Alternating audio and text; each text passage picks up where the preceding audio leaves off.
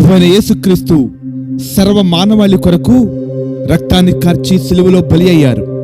ప్రభువైన యేసుక్రీస్తుని తీర్పు తీర్చబడినటువంటి స్థలం దగ్గర నుండి ఆయన్ను సిలువ వేయడం, అక్కడి నుంచి కిందకి దించడం, అక్కడి నుంచి అరమతియా యేసేపు అనే ఓ ధనవంతుని యొక్క సమాధిలో ఆయన్ని పెట్టడం, అక్కడి నుంచి ఆయన తిరిగి లేవడం, ఇవన్నీ కూడా 14 స్థానాలుగా విభజించబడ్డాయి. నేటికి యెరూషలేములో ఆ స్థానాల్ని ప్రత్యేకించారు చరిత్రకారులు. ఆ 14 స్థానాలు ఒక్కొక్కటిగా తెలుసుకుందాం. మొట్టమొదటి స్థానం యేసుక్రీస్తుని తీర్పు తీర్చిన స్థలం. యేసుక్రీస్తు నిర్దోషి అని పిలాతు తీర్పు తీర్చగా ఆయన సిలువ వేయండి అని ప్రజలు కేకలు వేశారు. మత్తయి సువార్త 27వ అధ్యాయం 23వ వచన భాగం.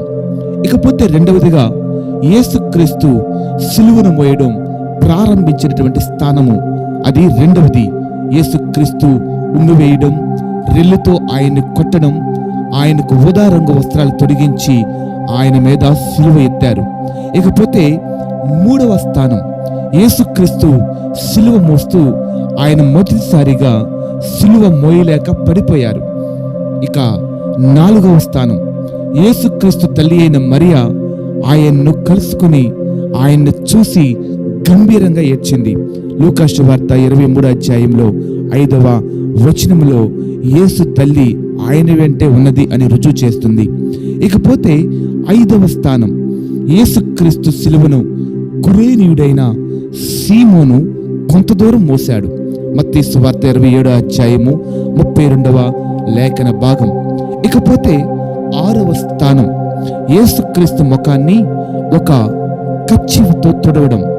ఆ పని చేసింది వెరోనికా అనే ఒక స్త్రీ అని చరిత్ర చెప్తుంది. ఎవరి ఈ వెరోనికా స్త్రీ అంటే 12 సంవత్సరాలుగా రక్తస్రావంతో బాధపడి విడుదల పొందిందే ఆమె తన తెల్లటి బట్టపై ఆయన యొక్క ముఖం ముద్రించబడింది, రక్తాన్ని తుడిచింది.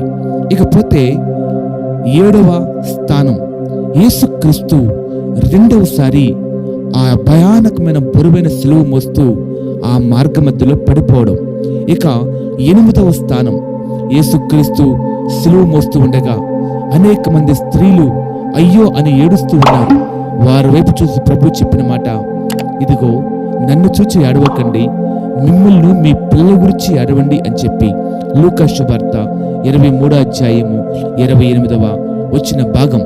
ఇక 9వ స్థానం ప్రభువైన యేసుక్రీస్తు భారమైన సిలువను మోస్తూ ఆ ముండుటేళ్ల వేళ ఆయన 3వసారి పడిపోవడం. ఇక 10వ స్థానం ఏంటో తెలుసా?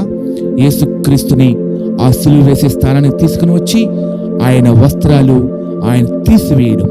ఇక 11వ స్థానానికి వస్తే యేసుక్రీస్తుని సిలువ మీద పెట్టి ఆయన చేతుల్లోనూ ఆయన కాళ్ళల్లోనూ మేకులు దిగ్గొట్టడం. ఇక 12వ స్థానం క్రీస్తు శరవాణి మానవాళి కొరకు సిలువలో మరణించారు. ఇక 13వ స్థానం యేసుక్రీస్తుని సిలువ మీద నుంచి దించి ఆయనకు తెల్లటి బట్టను చుట్టారు. ఇక 14వ స్థానం యేసుక్రీస్తుని ఆ గుహలో సమాధిలో ఉంచారు. అయితే ఆ గుహలో నుంచి ఆయన 3వ దినమందు పునరుద్ధరణుడై తిరిగి లేచారు. నేటికి యెరూషలేములో ఈ 14 స్థలాలు ప్రత్యేకంగా పేర్కొనబడుతూ ఉన్నాయి. అవును, యేసుక్రీస్తు మరణ పునరుద్ధానములు సిలువ వేయడం అనేది రుజువులతో కూడినటువంటి సత్యం.